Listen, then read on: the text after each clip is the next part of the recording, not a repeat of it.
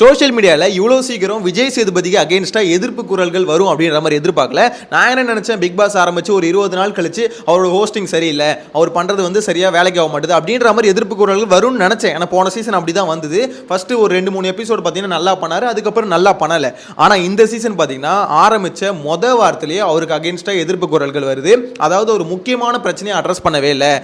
எஃப்ஜேக்கும் அதே மாதிரி கமருதீன் இவங்க 2 பேருக்கும் பார்த்தீங்கன்னா எல்லோ கார்டு கொடுத்துருக்கணும், அட்லீஸ்ட் ஒரு பயங்கரமான வார்னிங் கொடுத்துருக்கணும். ஆனால் பெருசாக எதுவுமே பண்ணல. அவங்க 2 பேரும் விட்ட ஸ்டேட்மெண்ட் ரொம்ப பெருசு.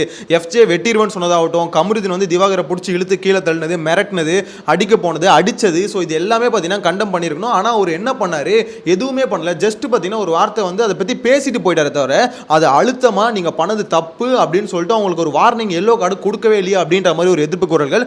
ஸோ அதே மாதிரி பார்த்தீங்கன்னா கனிக்கு வந்து நேற்று வந்து பயங்கரமான ஒரு கிளாப்ஸ் வந்திருக்கும். செட்டி ஆடியன்ஸ் வந்து பார்த்தீங்கன்னா பயங்கரமாக கிளாப் பண்ணியிருப்பாங்க.